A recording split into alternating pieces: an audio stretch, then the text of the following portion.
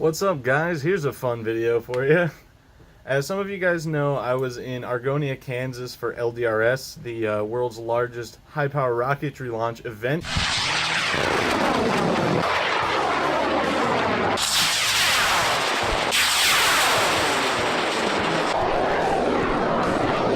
If that interests you at all, you can go subscribe to my rocket channel. I have a series of videos coming out on that. I shot footage all 5 days. While I was down there, I used Turo for the first time. I rented a BMW 535i station wagon, N54, twin turbo, cool car, all-wheel drive. I'll just start by saying my faith in BMW was not restored. As you guys know, I'm not a big fan after my E36 ownership.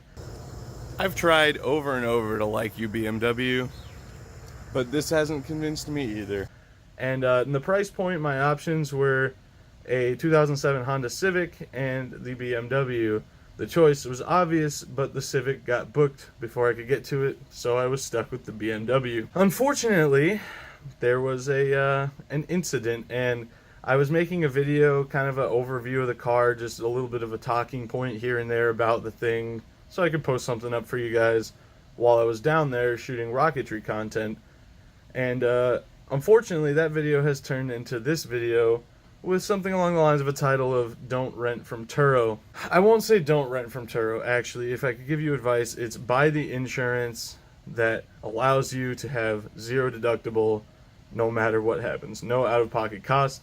It would have been another $80 for me. I didn't get it because I didn't plan on thrashing the car, which I didn't. However, when I got it, it had a really bad alignment, first of all, and if the guy's name is John, if you happen to stumble across this video, you know, the alignment wasn't a concern of mine. It was whatever. The steering wheel's a little off-center. It didn't drive straight if you took your hands off of it. Whatever. You know what the symptoms of a bad alignment are. However, when I first got it and I was driving it down to Argonia from Wichita, which is about an hour drive, I noticed when you had the car in cruise control, when it would go up hills and start accelerating a little bit more, it had a really weird rattling type wobbling sound coming from the front end. You could feel it in the steering wheel just a little bit. It rides fine. It tracks funny, and there's a lot of front end issues with this particular one, and obviously I'm not going to fault that to BMW, but well, yes I am, just because I feel like it. I don't know. I don't know what it is about BMW. Every time I get excited about one, I end up hating it.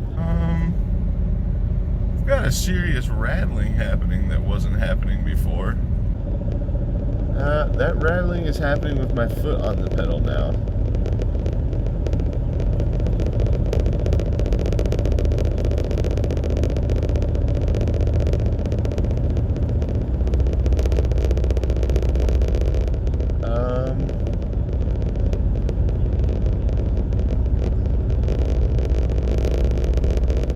I was like, whatever.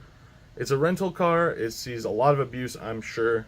Not too concerned about it. I continued on with my trip, and my trip consisted of driving there and driving between Argonia and Wellington, Kansas every night, where I was staying with a friend of mine, and I drove back up to Wichita one night to buy a new pair of shoes, and then back down to Argonia. Just all freeway driving, cruise control stuff. The rocket launch site does have a dirt road out to it that's about maybe half a mile to a mile long. Speed limit's 20. I was going the speed limit the whole time. And that's kind of where we run into an issue. Because when I returned the vehicle, when I got back to Wichita, that rattling and wobbling sound was a million times worse. In fact, it was pretty much undrivable, and accelerated, touch the gas pedal, even in the slightest, it would start death wobbling. And I mean death wobbling. So I texted the guy, told him about the issue that I was having with it, took it to the car wash, cleaned it up, because like I said, there's a dirt road, so it was pretty dirty. It had rained a couple times, and the driver's side floor mat was a little messy, and blah, blah, blah. Filled the thing up with premium gas. Wanted to just, well represent myself, as this was my first time renting on Turo, and I wanted to make it clear that I was caring for the car, and whatever was wrong with it when I got it, and was not my fault. Initially, he was very, very cool about it.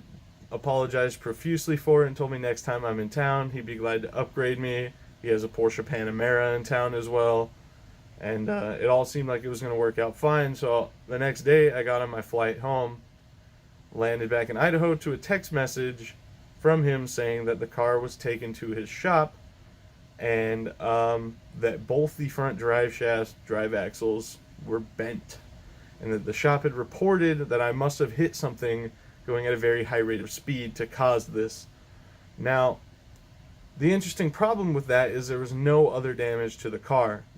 Nothing wrong with the bumper, oil pan, blah, blah, blah. Nothing was wrong with it. Nothing well representative of hitting something at a high rate of speed was even on the table here. And he reported that the mechanics also had just done some work and did some sway bar end links, I believe, on the car before, and stated that whatever happened to it had to have happened in my possession while I was renting. So long story short, I got the middle ground insurance, and he has reported it to Turo. Turo's insurance is taking care of the repair, which means I just lost $500 to rent the car for 5 days. Ended up costing me $780 and change. Not to mention I went over in the mileage a little bit, so I had to pay another $30 for that, which I was glad to do because I was under the assumption that he understood that whatever happened to the car did not happen while I had it in my possession. So that's pretty much it. As you guys know, that's probably not going to fare well for the getting a new shop effort, and having just quit my job, that $500 loss stings pretty badly. As you guys know, I had saved some money so I could float on it and get my rent paid and everything while I'm transitioning to the writing job, which is going fine. But it is a painful, it's $500. $500 is still a lot of money for me to watch go out the window with no real reason for it. So I'll be trying to fight Turo's insurance.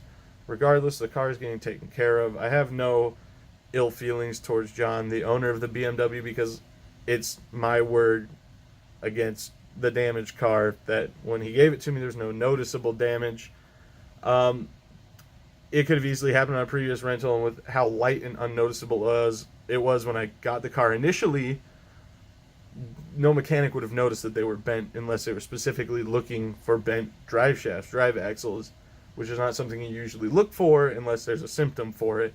So even had they been under the car working on tie rods or sway bar and whatever it was worked on it, they had no reason to inspect the drive shafts. So it's truly my belief that the car was damaged when I received it and only got worse because I put almost 500 miles on it over the course of 5 days.